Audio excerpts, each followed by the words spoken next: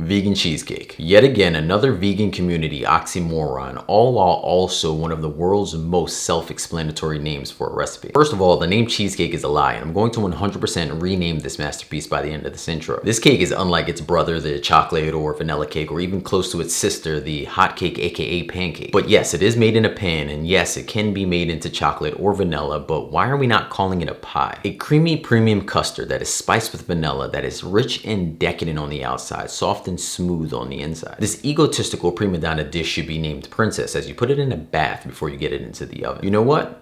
I got it. Let me show you how to make this vegan cheese premium prima donna princess pie cake.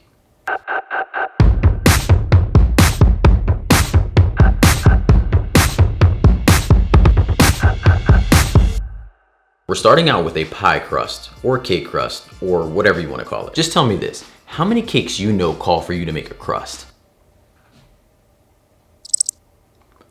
So why are we calling this cake again? Break out your 10-inch springform pan and spray it down with some oil. We need to line the side of the pan with parchment to prevent it and the cake from getting too close. This way Daddy doesn't have to bring out the knife to separate them from each other later.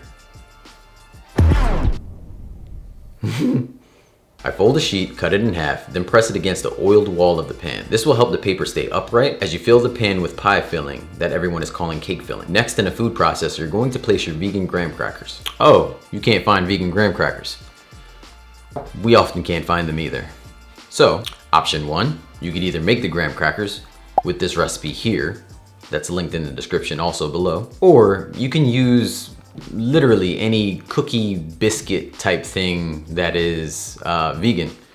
I actually used these guys here, which we found at Whole Foods, so they worked and they're vegan. So your cookies, sugar, salt, and a pinch of nutmeg to level this crust up a bit. Pulse this a few times to get everything blended, crushed, and homogeneous. Pour in your melted vegan butter, then pulse a few more times again to coat the ingredients. Turn this upside down into your prepared pie pan. Then push the crushed bits around before leveling the bottom evenly. To get a good, firm, smooth crust, using the bottom of a measuring cup or drinking glass always works. Alternatively, a teeny human hand also works. Just be sure to wash it and compensate thy teeny human with either vegan gummies or coinciding opinions on real life unicorns. When set, stroll to the oven to bake for a few minutes to set up. Now for the good stuff. You're gonna wanna use a hand mixer or a stand mixer because doing this by hand should just be illegal. Into a large bowl, add your vegan cream cheese, cane sugar, and salt. Cream that together like you would do with butter if you were making frosting. But we're not making frosting because this isn't a cake.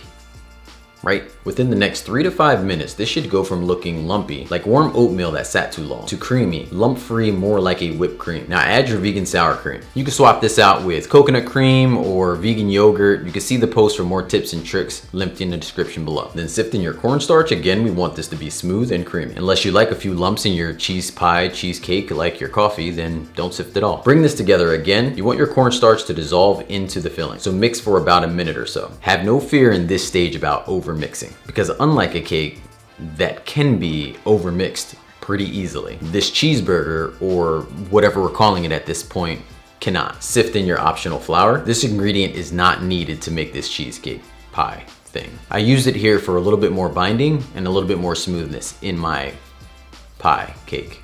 And finally, your vanilla. I choose to use vanilla powder, but you can use a bean or extract. The powder is really potent, but the downside is, other than being expensive, your dish could come out to look a little Oreo-like. With your crust ready to go, please make sure your crust is cool. Pour your filling into the pan, using a spatula to scrape out all of your hard work. Then use it to smooth out the top evenly. And now get 2 pieces of foil, lay them in a cross type pattern, and lay your baby Jesus pie cake pan directly in the middle. Fold the foil up carefully, tightly, and around the sides. Place this all into another roasting pan and pour boiling hot water into the roasting pan. You want about 1 inch of water up the foil. So the foil here is used to stop any water from leaking in. The hot water, aka the bath, is to help stop your cheesesteak from splitting. Pie, cake, whatever. If all goes well, it should look like this, which is another cheesecake I completed before this one.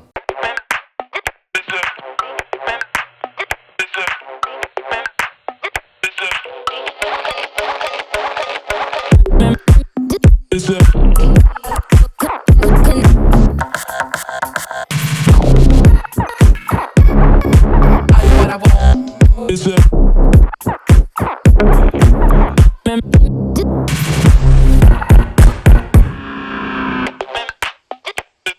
more information on how to make this gluten-free, soy-free, nut-free, any top 9 allergen-free, head over to our website at makeitdairyfree.com, linked in the description below. We also go over what top 4 cream cheeses I use to test this recipe almost like 100 times. This way, you get all the tips and tricks to make sure you're successful creating this recipe. You'll also see my favorite version of this recipe on the website. It'll give you the brand, the measurements, the whole 9 yards. Couldn't give it all away right here. This is like our first date. Can't give it all away on the first date. What I look like. You ain't getting all my secrets on the first date.